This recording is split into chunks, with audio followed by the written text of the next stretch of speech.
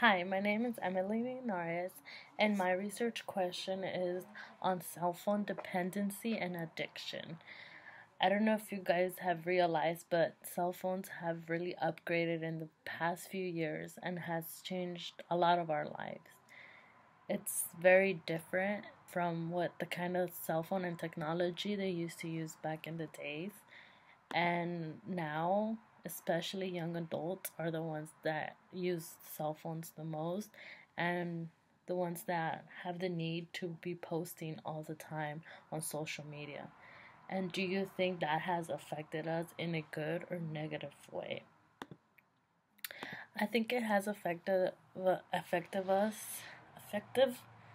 us in a negative and good way, because in a negative way, we are so dependent on our phones. We put everything on our phones. We feel the need that if we see something, it has to go on our phone. Or if we take a picture, we post it on social media, but we have our phones in hand.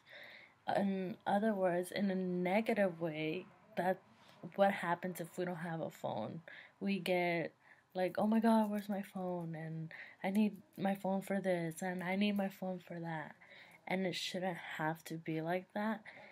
And that this is why my research is on cell phone dependency and how it's pretty much an addiction, because if you feel like you don't have it, you can't live without it. I will be describing how it's an addiction, and there's actually a name for that when you feel like you can't be without your phone, and it is actually called nomophobia. I myself did not know this word even existed until I did my research, and I found that it was an actual word for not having your phone around. Dependency on cell phone has become an addiction. A couple of years ago, we did not have advanced cell phones like we do today. All these smartphones, all these Galaxy S, iPhone X, iPhone 8, we did not have that. People would communicate in many different ways, such as using what they would call beepers or landline phones, as well as telling someone, I'll meet you here at a certain time, and that person would be there. No need of a phone. Um, with all these upgrades on cell phones, everybody has smartphones nowadays, which with smartphones you have apps. And with those apps come Facebook, Instagram, Snapchat, Twitter, you name it. It's all there. Within cell phones, this advancement has occurred to make us wonder whether people's lives has been taken over by the usage of smartphones. One of the main reasons why we tend to use our smartphones now is because they had advanced so much, which is why we have all these apps we have. And also, those who have smartphones are more likely to have social media and social media app, whether it's Instagram, Snapchat, and all that. Especially young adults. Young adults tend to post everything on Snapchat, any picture on Instagram, and anything on Facebook. Facebook is not much used as it used to be before, but Snapchat and Instagram are used the most by young adults. They feel the need that if they get somewhat likes, then they're special, or their self esteem feels better. But most people who tend to use social media are in between the ages of 13 and 30 years of age. But what they do not realize that it comes to the point where it's not just having a smartphone. They are actually addicted to it. And I'm still working on my paper, but some keywords that I have that describe my topic would be smartphone addiction, nobophobia, which is you feel like you can't be without your phone, internet addiction disorder, addiction to social networking, and information overload. Those are some keywords I have.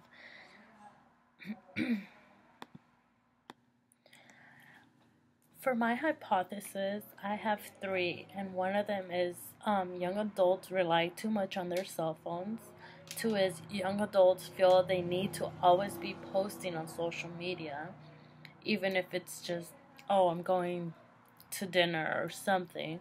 Number three is nomophobia has become a serious addiction that most people are not aware of.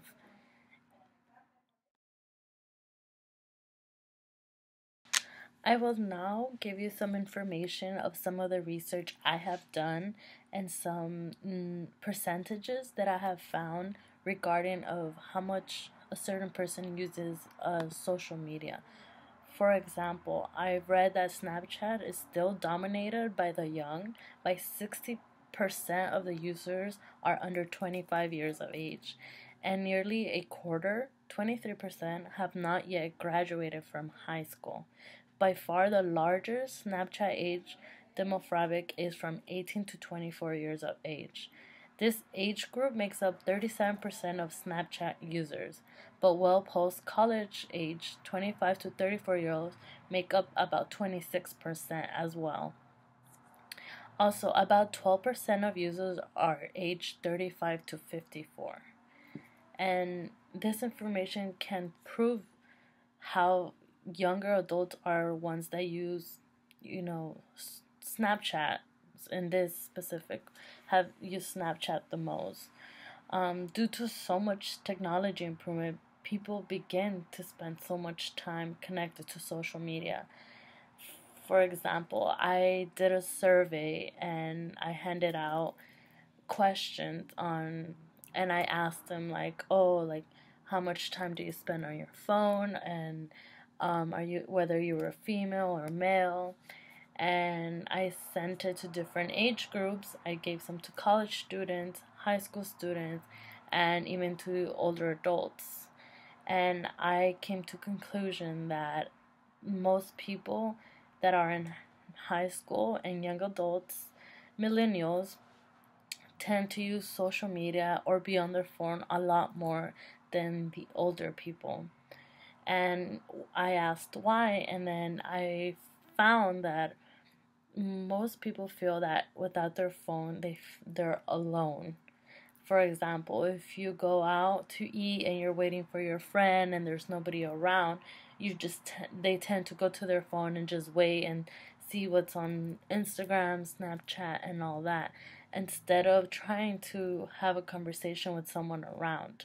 So they don't do that anymore. Everything's on their phone, or they're off to dinner and half of the family is on their phone instead of having a good time with everyone around.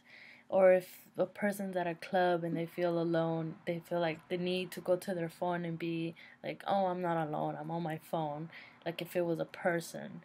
There's no sense of verbal communication anymore. People do not like to communicate verbally anymore. They always say, oh, like, nah, you don't have to tell me, just text me, or just Snapchat me, Facebook me. And that's what they do nowadays. There's no, hey, let's hang out and actually hang out. You got people hang out, but most of the time they're on their phone. And something else I also found while doing this research was that social media has increased loneliness and depression in young teens. While it may seem that losing yourself online will temporarily make feelings such as loneliness, depression, and boredom evaporate into the air while you're connected, you can actually feel worse. A study in 2014 was found that in high school media usage and depression and anxiety, users, especially in teens, tend to compare themselves unfavorably with their peers on social media, promoting feelings of loneliness and depression. For example, when a friend or somebody posts a picture on Instagram and they get 200 likes, and then that other person, the friend, only gets like 50 likes, that person with the 50 likes, self esteem goes very low, without even realizing that it's just a picture. Also, anxiety. Another researcher found that there's more presence of a phone in a workplace tends to make people more anxious and perform poorly on given tasks. The heavier the phone user, the greater the anxiety experience. Why? Because if they have their phone and it rings right away, they have to see who it is or what it is, instead of, okay, it's work time. I'm going to put my phone aside and focus on work. Instead, if they have the phone there, they automatically want to just see what it is that, who texted me, oh, somebody posted something.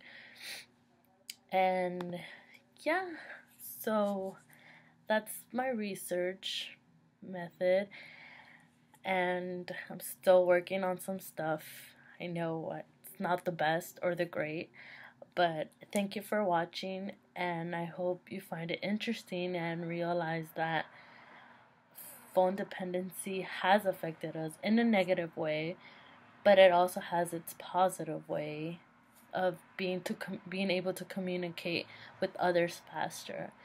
But we need to try to see that, we shouldn't depend on our phone always, because it's not always good for us.